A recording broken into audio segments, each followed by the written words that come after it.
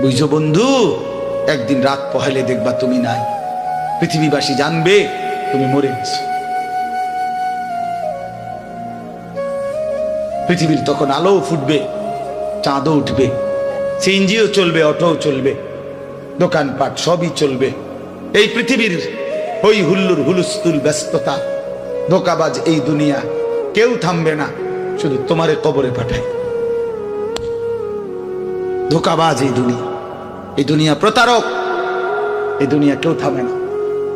সামনের CNG accident করলো, পিছনের সিএনজি থামে না, ছাড়ি দিয়ে যায় না। সামনের গাড়ি অ্যাক্সিডেন্ট করলে পিছনের গাড়ি থামে না, ছাড়ি দিয়ে যায়। স্বার্থপর এই দুনিয়ায় কেউ থামে না। হ্যাঁ, বাপরে দাফন কইরা এই সন্তান, এই বউ বাচ্চারাই আবার এসার পরে ওই দিনকেই ভাত খায়, তাই না? পেট বইরা খায়, লগের ঘরের থেকে আর আইন্দা আনছে, এরা ঠিকই পেট ভরে খায়।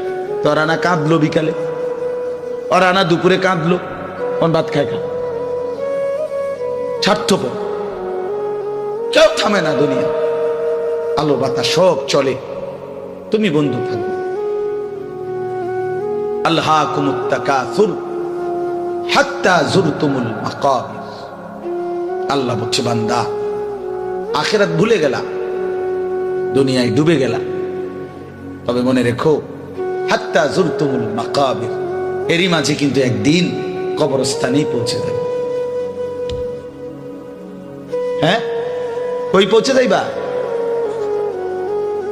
তোমরা কবরস্থান দেখো নাই ভাইয়া?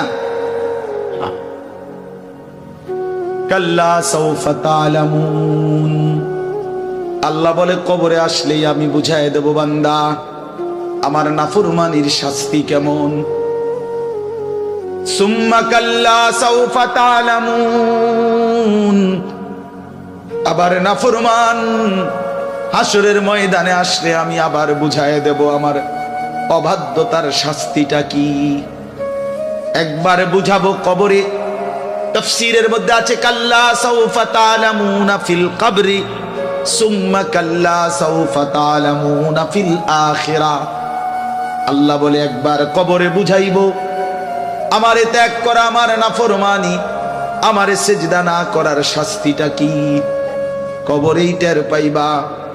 ওয়া ইউকাইয়াদু লাহু মালাকুন আমা ওয়া আসাম্মু আবকাম।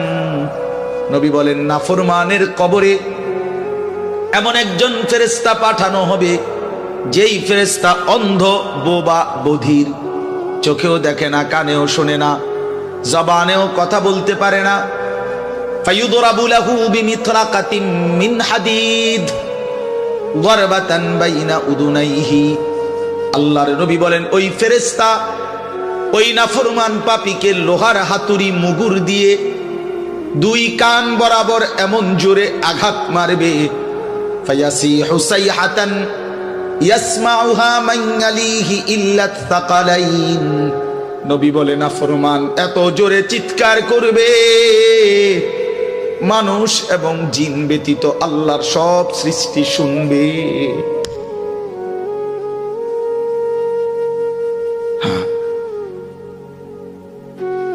বহু কবরস্থানে এমনও হয়, গরু ছাগল রশি ছিঁড়ে লাইতে চায়, জানেন এটা? ওরা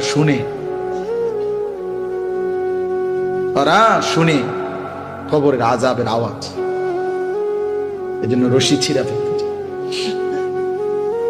প্রিয় বন্ধু, কষ্ট পাইবা, এই অনিবার্য বাস্তবতা। কবর ইমানদার হিসাবে অস্বীকার করার কোনো জো নাই, পাশ কাটাইবার কোন সুযোগ। এই দল কিংবা এই দল, আমি কিংবা তুমি,